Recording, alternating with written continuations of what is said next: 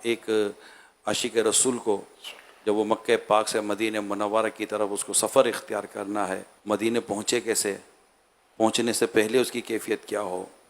اور جب مدینہ پاک اس کی حاضری ہو جائے تو وہاں پہنچتے ہی کیا کرے، اور پھر جب بارگاہ رسالت صلی اللہ علیہ وسلم کی طرف اگر اس کو چلنا ہے، وہاں جانا ہے، تو اس طرف اس کے چلنے کا انداز کیا ہو۔ رفقائے سفر جو ہیں یہ بعض ذوق ہوں تو پھر تو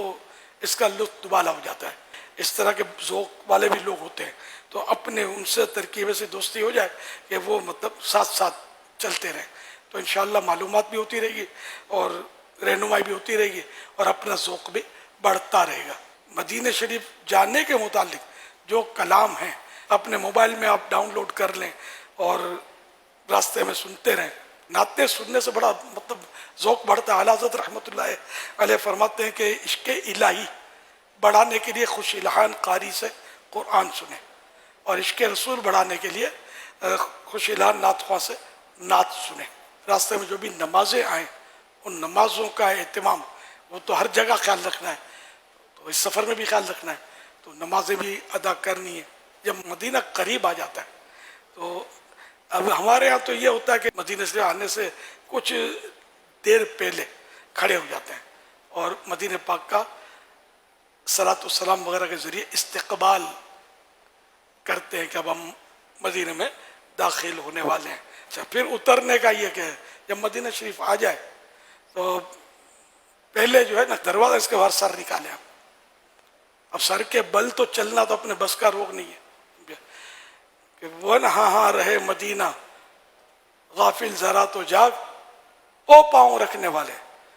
یہ جا چشموں سر کی ہے۔ کتابوں کی بات نہیں کر رہا، اپنے ذوق کی بات کر رہا ہوں۔ مدینہ شریف میں داخلہ ہو، درود السلام ہو، آنکھوں سے آنسو بہ رہے ہوں، مدینہ جیسے آنے لگا تو آنسو جاری ہو جائیں، کھڑے کھڑے استقبال کر رہے ہیں، رو رہے ہیں، اور ریا سے بھی بچ کر کرنا۔ ریا کے حملے تو ہوں گے اور بعض لوگ بولیں گے بھی کہ یہ دیکھو دکھانے کے لیے رو رہا ہے، معاذ اللہ، تو یہ تہمت کیسے پتا چلے دل کا تعلق ہے ریا سے، یہ ریا کر رہا ہے یا واقعی محبت رسول میں ڈوبا ہوا ہے۔ اب یہ کہ جہاں قیام ہے وہاں پہنچے، سامان اتارا، غسل کیا، جب بھوک لگی ہے کھانا کھا لیا وغیرہ، جو بھی ہے کہ ایسی چیزیں جو ہے اس سے فارغ ہو لیں جو آپ کے حاضری میں جو آپ کی توجہ بٹائیں کہ یار یہ رہ گیا، وہ رہ گیا، بھوک لگی ہوئی ہے، پیشاب لگا ہوا ہے، یہ کچھ بھی نہ ہو۔ فریش ہو کر آپ نے مطلب ٹینشن فری ہو کر حاضری دینی ہے، تو غسل کرنا ہے، نئے کپڑوں کا جوڑا لے جانا ہے ساتھ، فریش نیو یہ کپڑے پہنے، عطر لگانا ہے، مشک عطر بہتر ہے، مگر اب مشک بھی کہاں سے لائیں، جو اصل مشک تو بہت مشکل ہے، تاہم مطلب اچھے سے اچھا عطر لگانا ہے۔ باب السلام سے حاضری ہو رہی ہے، ویسے جانا چاہیے قدموں سے۔ آداب یہی ہے کہ قدموں سے جب بھی ہم کسی مزار پر بھی جائیں اولیاء کرام کے تو قدموں سے حاضری دیں، سر کی طرف سے نہ دیں، یہ ادب ہے، گناہ نہیں ہے۔ مسجد نبی شریف کے باہر کھڑے ہو کر کسی کے بھی گھر جائیں گے نا اجازت تو لیں گے نا، تو یہ تو آقا کا آستانہ ہے، تو یہاں اجازت کی نیت سے الصلاۃ والسلام علیک یا رسول اللہ عرض کرے باہر کھڑے کھڑے، اب جس سے کہ سمجھو کہ اجازت مل گئی، وہی ذہن کو ہی ایک بنانے کی اجازت مل گئی۔ اب اپنا مسجد نبوی شریف میں سیدھا قدم داخل کرے، دعا بھی پڑھ لے، وہ جو مسجد میں داخلے کی دعا ہے، اور اب پھر مسجد میں داخل ہو گئے۔ اب اعلیٰ حضرت رحمۃ اللہ نے لکھا ہے خاص کر پہلی حاضری کے لیے کہ ادھر ادھر یہ سونے کے جھومر لگے ہوئے ہیں اور نقش و نگار بنے ہوئے ہیں، ان کی طرف بالکل نظر نہ رکھے، توجہ صرف آقا کی طرف رکھے۔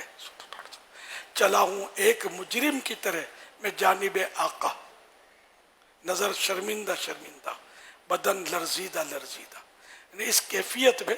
وہ آگے بڑھے۔ اگر ذوق و شوق اجازت دے، مکروہ وقت نہ ہو، تو 2 رکعت مسجد نبوی شریف میں داخل ہوا ہے تو تحیت المسجد ادا کر لے، بارگاہ کی حاضری کے شکرانے کے ادا کر لے، جس طرح ممکن ہو تو یہ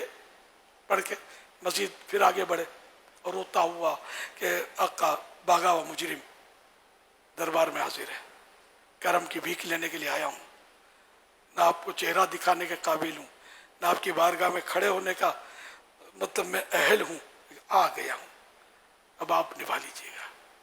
لگاتے ہیں اس کو بھی سینے سے آقا، جو ہوتا نہیں منہ لگانے کے قابل۔ اس طرح مطلب یہ کہ مختلف تصورات، اب اگر اشعار یاد ہیں اس طرح کے، جیسے ایک میں نے پڑھا، تو اس طرح اشعار پڑھتے ہیں، پھر اب سنہری جالیوں کی طرف آپ پہنچ رہے ہیں، سامنے کھڑے ہو کر سلام عرض کرنا ہے۔ سنا اب کھڑے نہیں رہنے دیتے، وہ بس چلتے چلتے جو کچھ کرنا ہے وہ بندہ کرتا رہے۔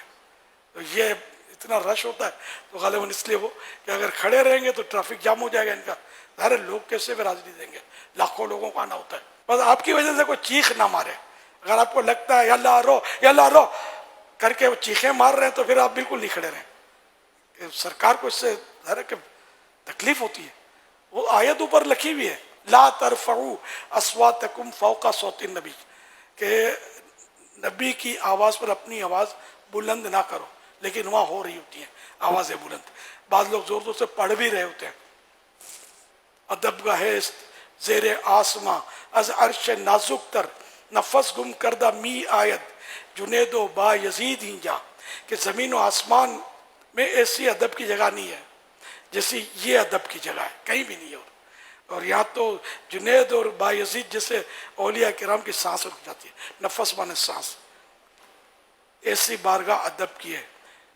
چپ کر میرے علی اتنے جا نہیں بولن دی، پیر مہر علی شاہ صاحب رحمۃ اللہ علیہ کا بھی یہ مصرع ہے۔ تو اس طرح یہاں تو بالکل، اور بس وہ صلاۃ و سلام بھی ہلکی آواز سے کرنا ہے، بلند آواز سے نہیں، نہ ایسی ہلکی کہ کان بھی نہ سنے، دھیمی دھیمی آواز سے۔ اور یہ عرض کرنا ہے، دعا مانگنی ہے، قبولیت کے مقام ہے۔ پھر شیخین کریمین کہ پہلے صدیق اکبر رضی اللہ عنہ کا آئے گا، پھر فاروق اعظم کا آئے گا، اس طرح سلام عرض کرنا۔ پھر مسجد نبوی شریف میں بیٹھ کر سبز گنبد کی چھاؤں میں تو آپ کو بہت موقع ملے گا، وہاں دھوم سے صلاۃ و سلام عرض کرتے رہے، ہم نعتیں پڑھتے ہیں، مگر اس طرح نہیں کہ کسی لوگوں کو آواز پہنچے اور کسی کے لیے وہ تشویش کا باعث ہو۔ آہستہ آہستہ جو بھی دعائیں مانگنی ہے، پوری مسجد نبوی شریف یہ بھی رحمتوں میں ڈھکی ہوئی ہے، اللہ کے محبوب کی مسجد ہے، بھلے جتنی توسیع ہوئی ہے، ایکسٹینشن ہوا وہ بھی مسجد نبوی میں شامل ہے۔ جو حدیث سے ہے اس طرح کی کہ اگر صنعائے یمن تک بھی مسجد نبوی چلی گئی توسیع میں تو یہ مسجد نبوی ہی ہے، یعنی یمن شریف کا شہر ہے صنعاء، اس کی مثال دی ہے۔ یمن تک بھی اگر مسجد کی ایکسٹینشن ہوگی، اب یہ توسیع ہوتی رہی تو یہ پھر سارا جو بڑھتا گیا سب مسجد نبوی ہے۔ یہ ہمارے لیے بڑا کرم ہے۔